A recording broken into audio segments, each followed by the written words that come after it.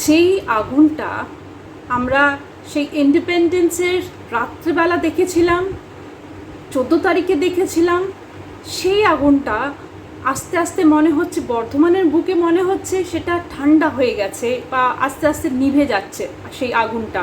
সেই আমাদের বুকের ব্যথাটা, সেই আরজি করকে নিয়ে প্রোটেস্টটা, সেই আরজি করের থ্রু দিয়ে নিজেদের একটা প্রোটেস্টটা, নিজেদের একটা সেফটির প্রোটেস্টটা মহিলা হয়ে, সেটা কোথাও না কোথাও হারিয়ে যাচ্ছে, কোথাও না কোথাও সেই জিনিসটা আমাদের মধ্যে ঠান্ডা হয়ে যাচ্ছে। যেমন আমাদের মাননীয়া বলেছেন পুজোয় ফিরে যেতে, মানুষরা কিন্তু ঠিক একদম লক্ষ্মীর ছেলে মেয়ের মতন কিন্তু তারা ঠিক পুজোতে ফিরে যাচ্ছেন।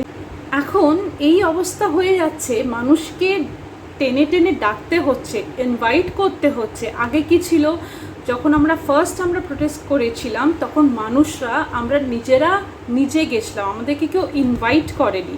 কিন্তু এখন আজকে সিচুয়েশনে কি হয়ে যাচ্ছে, মানুষদেরকে টেনে টেনে ইনভাইট করতে হচ্ছে, আসুন আসুন, একটু 5 মিনিট দাঁড়ান, একটু 10 মিনিট দাঁড়ান। বাট কিছু কিছু মানুষরা, স্পেশালি ফিমেলসরা, তারা বলছেন না এখন তো হবে না, আমি একটু পরে ঘুরে আসছি। আরেকটা বেশ অবাক করার মতন দৃশ্য, একটা সাইডে প্রতিবাদ চলছে, স্লোগান চলছে, আর ঠিক অপোজিট সাইডে মানে প্রসাদ বা কিছু একটা ডিস্ট্রিবিউট করা হচ্ছে, তার জন্য কিন্তু বিশাল লাইন, সবাই নিচ্ছে খাচ্ছে, কিন্তু কেউ এই দিকের মানুষরা কেউ এখানে এসে 2 মিনিট দাঁড়াচ্ছে না। হঠাৎ করে এই এত চেঞ্জ মানুষের মধ্যে।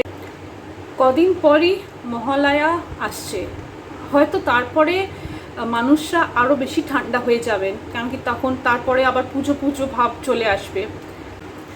সবাইকেই রিকোয়েস্ট করব কি, স্পেশালি যারা বর্ধমানে থাকেন তাদেরকে স্পেশাল রিকোয়েস্ট কি, যখনই কোনো প্রোটেস্ট হবে সেফটি নিয়ে, আর্জিকর নিয়ে, যেটা পলিটিক্যাল হবে, কোনো পলিটিক্যাল ফ্ল্যাগ থাকবে না, সেই প্রোটেস্টগুলোতে অ্যাটলিস্ট 5 মিনিট আপনার দেবেন। কেন কি 5 মিনিট তো আপনি দিতেই পারবেন, এমার্জেন্সি যদি না হয় নিশ্চয়ই 5 মিনিট দেবেন। এটাই আমার রিকোয়েস্ট থাকবে সবার কাছে।